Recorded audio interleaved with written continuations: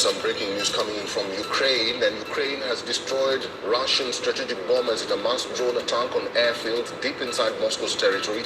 The operation carried out by Ukraine's security service targeted 4 airfields in what could be the most damaging drone strike of the 3-year war.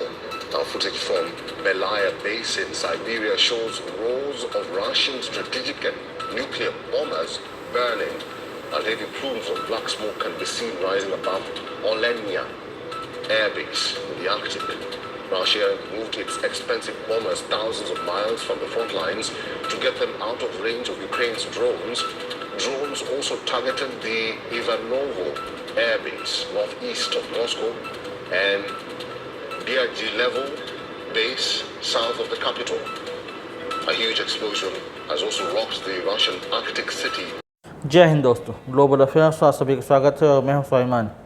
Video जो आपने देखा वो indicate करता है कि कैसे आज यूक्रेन ने बहुत ज़्यादा नुकसान पहुंचाया है रशिया को, deeply penetrating into Russian mainland and destroying their major defence hardware. Ukraine के सस्ते ड्रोन आए, रशियन मेनलैंड में उन्होंने लैंड किया और फिर उन्होंने उनके स्ट्रेटेजिक बॉम्बर्स Tu-95 बॉम्बर्स को अटैक किया और दूसरे एयरफील्ड को नुकसान पहुंचाया। दरअसल इसके पीछे यूक्रेन की एक मिलिट्री स्वभाव भी आप कह सकते हो, उनकी मिलिट्री स्ट्रेटजी कि उन्होंने 1-1.5 साल तक इसकी प्लानिंग की थी कि कैसे डीपली पेनिट्रेट करना है, अंदर आना है, अपने ड्रोन्स को रशियन मेनलैंड में पहुंचाना है और वहाँ पर फिर हमले करना है ताकि रशिया सरप्राइज़ हो जाए, रशिया के पॉलिसी मेकर्स, वहाँ की गवर्नमेंट, वहाँ के मिलिट्री ऑफिशियल्स शॉक्ड हो जाएं कि किस प्रकार से हमला किया गया। बहुत ही डिटेल मैनर में तैयारी की गई थी। सबसे पहले इन यूक्रेनियन ड्रोन्स को पहुंचाया गया रशियन मेनलैंड में, उसके बाद थ्रू ट्रक इनको वहाँ पहुंचाया गया जो मेजर एयरफील्ड्स थे, जहाँ पर मेजर डिफेंस हार्डवेयर स्टेशन थे, ताकि वहाँ से आसानी से ड्रोन्स उड़े और इन बॉम्बर्स पर अटैक करें, इनको नुकसान पहुंचाएं। इस ऑपरेशन का नाम रखा था यूक्रेन ने ऑपरेशन स्पाइडर वेब, और बिल्कुल प्लानिंग के साथ ये पुख्ता किया गया कि किसी प्रकार से कोई चूक नहीं होनी चाहिए और बिल्कुल नुकसान हो। और बिलियंस ऑफ डॉलर का नुकसान आज रशिया झेल रहा है इस अटैक के बाद, और इसके बाद रशिया में गुस्सा है, लोग नाराज़ हैं।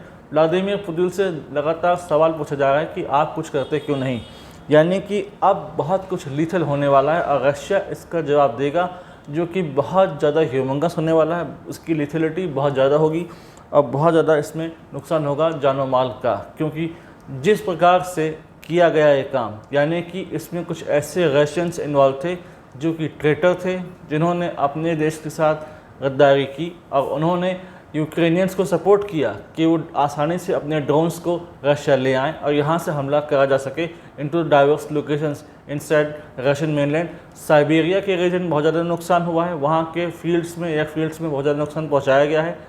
मल्टीपल लोकेशंस को हिट किया गया, मल्टीपल टारगेट्स चुने गए और इन पर हमला किया गया लगातार सस्टेन्ड मैनर में, जिससे रशिया के लोग आजकल सोशल मीडिया में they are showing their anger. Sarcastically वो कह रहे हैं कि आपके पास एटम बम है, आप उसे सजा कर रखेंगे क्या, आप कुछ करते क्यों नहीं। यानी कि अब व्लादिमीर पुतिन के ऊपर एक प्रकार से प्रेशर भी है और व्लादिमीर पुतिन नाराज़ भी होंगे कि कैसे यूक्रेन ऐसा कर सका। 3 साल हो चुके हैं इस युद्ध को। डोनाल्ड ट्रंप कोशिश कर रहे हैं, मीडिएशन की कोशिश कर रहे हैं कि यूक्रेन और रशिया टेबल्स में आए, सीज़ फायर हो जाए, युद्ध रुक जाए, और ऐसा लगने लगा था कि शायद they are heading towards a ceasefire और एक मीटिंग होने वाली थी दोनों के बीच इन थर्ड कंट्री, जहाँ पर दोनों के पॉलिसी मेकर्स, दोनों के जो लीडर्स से बैठते और बातचीत करते, कोई वे आउट निकालते। लेकिन अब लगता है कोई वे आउट नहीं निकलने वाला, अब इसका और एस्केलेशन होने वाला है। ये युद्ध और अपनी प्रगति पर है और जो ये रिजल्ट देगा वो डिज़ास्टर्स होगा, क्योंकि व्लादिमीर पुतिन ने इस घटना के तुरंत बाद एक इमरजेंसी मीटिंग बुलाई। उसके बाद अब ये प्लान किया जा रहा है कैसे यूक्रेन को जवाब दिया जाए, यानी कि अब पूरी तरीके से यूक्रेन पर नज़र है और जिस प्रकार से रशिया हमला करेगा वो मल्टीपल नेचर का होगा, जहाँ पर यूक्रेन को बहुत ज़्यादा नुकसान होने वाला है। यूएसए का कहना है कि हमारा इसमें कोई इन्वॉल्वमेंट नहीं है, हमने कोई असिस्टेंस नहीं दिया टू यूक्रेन। हालांकि एक प्रकार से आप एडवर्सरी मान सकते हैं रशिया को, यूएसए को। भले डोनाल्ड ट्रंप ये कहते हों कि उन्होंने बहुत कोशिश की सीज़ फायर की, उन्होंने कोशिश की बात करने की, और ये बात सही भी है। जब ज़ेलेंस्की आए थे ओवल ऑफिस में, तब उनकी एक प्रकार से डिबेट हुई थी with JD Vance and Donald Trump कि कैसे उन्हें युद्ध रोकना चाहिए और कैसे उनके पास ज़्यादा ऑप्शन नहीं है।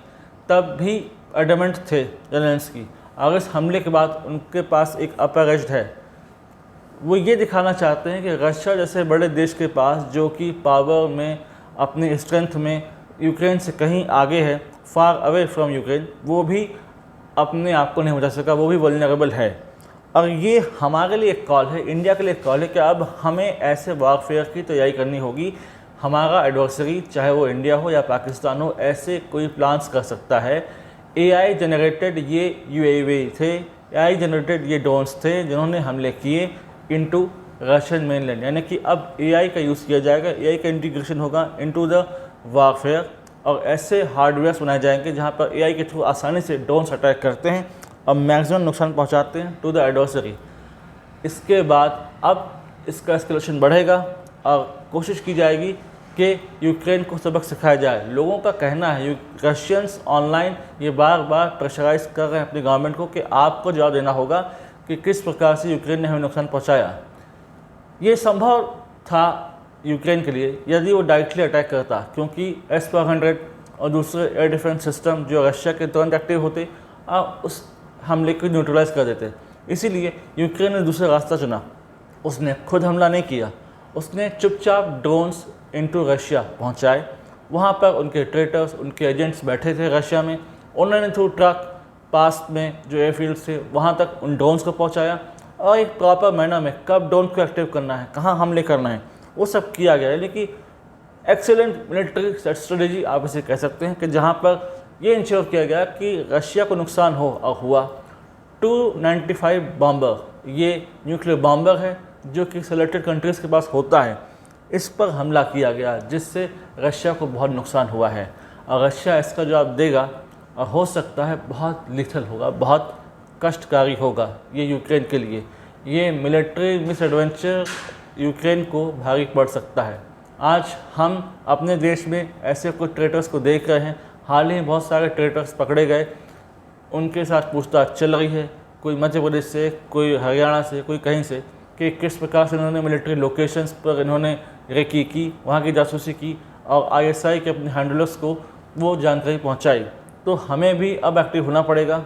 हमें ये नहीं भूलना चाहिए कि हमारा operation Sindoor is still on. हमें इसे अभी सब पॉज भी रखा है, इसे बंद नहीं किया है, यानी कि इन सब चीज़ से क्लू लेकर हो सकता है पाकिस्तान कुछ करने की कोशिश करे, क्योंकि अभी शमशाद मिर्जा जो कि उनके सेकंड इन कमांड है मिलिट्री, उन्होंने एक धमकी दी है कि यदि इंडस वाटर ट्रीटी दोबारा से एक्टिव नहीं होती तो हम हमले कर सकते हैं, इसे एक्ट ऑफ वार माना जाएगा यदि इंडस वाटर ट्रीटी दोबारा रिज्यूम नहीं होती, यानी कि उनके तरफ से भी धमकी आ गई है। तो हाँ, हमारे पास S-400 है, आकाश तीर है, दूसरे एयर डिफेंस सिस्टम है, दूसरे मिलिट्री हार्डवेयर है, लेकिन ठीक उसी टाइम पर हमें अपनी तैयारी को और गियर अप करना होगा। जहाँ तक रशिया की बात है, रशिया तो तैयारी कर चुका होगा, कर रहा होगा, ताकि वो अपने अटैक को अप टू मार्क कर सके जहाँ पर यूक्रेन के पास कोई जवाब नहीं होगा। रशिया ने सोचा था जब वो इनिशियली अटैक करेगा इनटू यूक्रेन तो ये युद्ध कुछ हफ्तों में ख़त्म हो जाएगा, लेकिन जो ब्रिटेन सपोर्ट करते रहे, ज़ेलेंस्की को फंड्स प्रोवाइड कराते रहे, हथियार मिलते रहे, नाटो का सपोर्ट रहा, 3 साल तक के वॉर खिंच गया।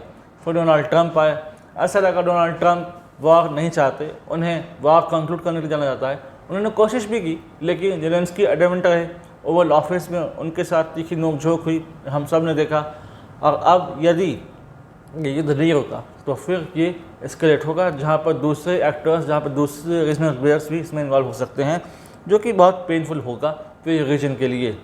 So let's see what happens next. ये एक न्यूज़ इन ट्रांजिशन है, न्यूज़ इन डेवलपमेंट है। इसके मल्टीपल एस्पेक्ट आपको देखने को मिलेंगे इन कमिंग फ्यूचर। और तब अगर कोई सिग्निफिकेंट इन्फॉर्मेशन आती है तो I will surely create a video in this regard. Till then do like, share, subscribe the video and widely spread this video for the knowledge of people. यदि आप हमसे जुड़ना चाहते हैं तो आप इंस्टाग्राम, टेलीग्राम के थ्रू हमसे जुड़ सकते हैं। इसका लिंक डिस्क्रिप्शन में है, आप जाइए और हमें ज्वाइन कीजिए, प्रोपेगेट कीजिए ये इन्फॉर्मेशन कि कैसे यूक्रेन ने एक प्रकार से मिलिट्री सुपीरियरिटी एंजॉय की इस अटैक के दौरान और क्या हो सकता है रशिया का अटैक, क्या हो सकता है रशिया का जवाब, इस बारे में लिखिएगा। Thanks for watching. जय हिंद, जय भारत।